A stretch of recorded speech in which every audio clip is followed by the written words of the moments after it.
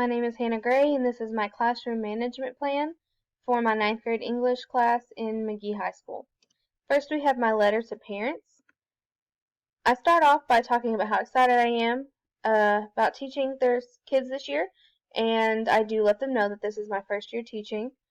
I tell them a little bit about myself, where I'm from, where I went to school, degrees I have, what my goal is for the year, a little bit about my schedule, what time I should be in my classroom every morning, and what time I should leave every afternoon, so that way if they need to come in and talk to me and they can only do it in the morning or the afternoon, they'll have a good time frame of where I need to be. I have my school contact number, my email, so that way they can get in touch with me, and then an app and just different ways I can get in touch with them. Underneath that, at the very bottom, I have a picture of me just so they can kind of, get a feel for what I look like, know what to expect, see what I look like. And beside that, I have some of my favorite things.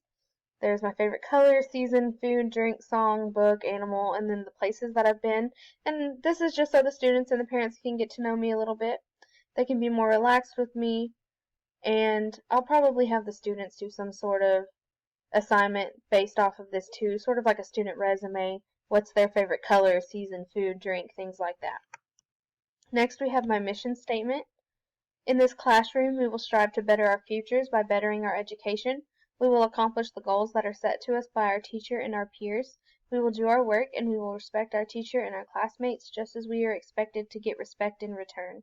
We will do what is right, we will achieve our goals, and we will help others achieve their goals. We will excel in what we do here.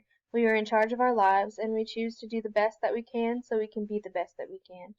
The bulk of this is helping other people, expecting that they can help us too, treating people the way that you want to be treated, and just letting them know that they are adults, they're teenagers, they are in charge of their lives, and they can choose to do the best if they want to be the best.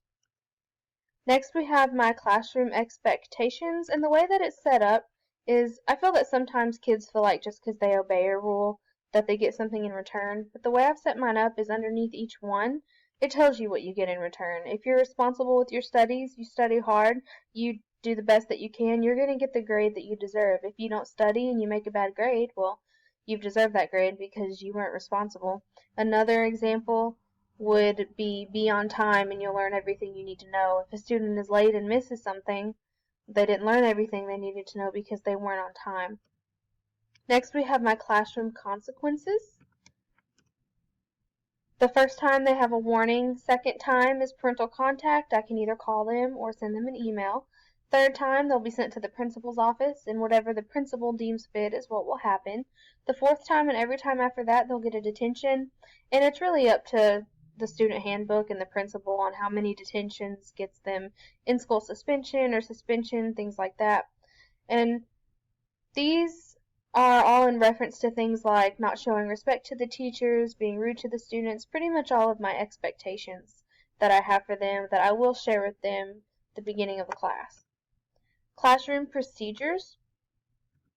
This is the way my classroom is going to be set up. There's going to be 4 or 5 different desks with little towers around them, and the towers will all have drawers in them. So for the first procedure, enter the classroom and take a seat at your desk. Place cell phones in the top drawer of the tower in the desk hub, and take your journals out of the second drawer and write about the topic on the board while I take attendance. When I take attendance, raise your hand so those that are writing can concentrate. This is going to be posted on my wall. When needing attention from me, use the hand signals posted at the front of the room. Hold up 1 finger if you need a pencil, 2 if you need to use the restroom, 3 if you need water, 4 if you need a tissue, 5 if you have a question, or a fist if you need the nurse. This is supposed to reduce noise and just kind of get rid of anything that could distract the other students. If someone raises their hand and I ask them if they have a question and they say, no, I just need to use the restroom, well, if they just hold up 2 fingers, I know they need to use the restroom. I can just nod my head yes, let them go, give them a hall pass, whatever I need to do, but I don't have to stop talking. So it is still a little bit of a distraction because a student is up and moving around, but it doesn't stop the flow of me teaching or of the conversation that I'm having with another student. When you're finished with a test or a worksheet, place papers in a space on my desk in the front of the room. Take a highlighter and highlight your name to show that you didn't forget to write it. So before they put anything on my desk, they are to highlight their name. So when they go to highlight their name and they see it's not there, they can write it. So there really should never be an excuse for not having your name on your paper. So there's no guessing on whose it might be, going to figure out who's absent that day, things like that. Parent, student, teacher contracts. Pretty much it's just what the teachers and the students should expect to have to do and what they should expect from me. And I've separated it into 3 different sections. So the parents' commitment, their signature, the students' commitment, their signature, and then my commitment and my signature. And I feel like breaking it up this way just makes it simpler for everybody. So it's not all just one jumbled mess. It's in different sections.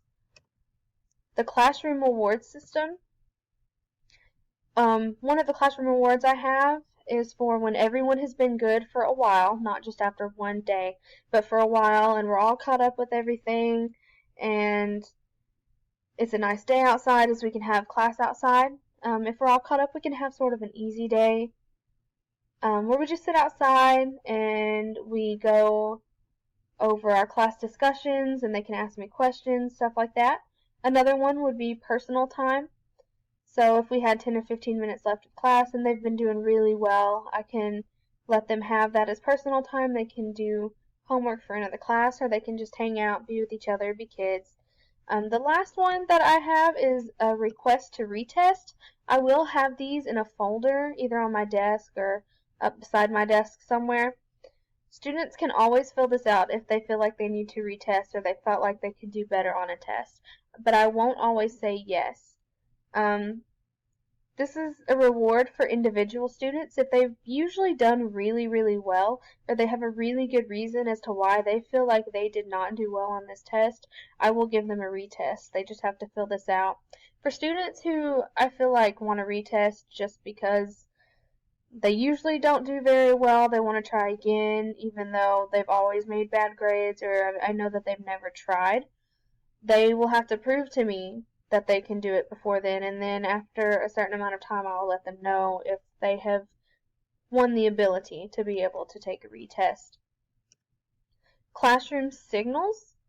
The first one I have is for me to be quiet if the class is getting rowdy or if a couple of students are talking while I'm talking. To simply be quiet will catch their attention, because usually when students try to be quiet and talk at the same time as in whispering, and then the teacher gets quiet out of nowhere, it'll get their attention and then they'll stop talking. Singing, anytime students are being loud or rambunctious, I would have different songs that I would start and they would finish. One example is the McDonald's theme song, so I'd sing like ba-da-ba-ba-ba, and then they have to finish with I'm loving it. A countdown, this would be in my quiet only setting, such as a museum. When students are being disruptive, I'd lift my hand and use my fingers to count down from 5. So 5, 4, 3, 2, 1. The students that are paying attention to me should copy that. And then it'll kind of create a chain reaction, so when people notice the other students doing it, they stop paying attention to their friends. The last one is my favorite one. It's the quiet spray. Now, you don't spray students with the water, but you kind of have it on a mist setting. And you spray it up into the air, and then the mist falls down on the students and it gets their attention. And it can kind of be funny for other students who didn't get misted, or even if they did, but it does get their attention. So this is my classroom management final project for my classroom management class.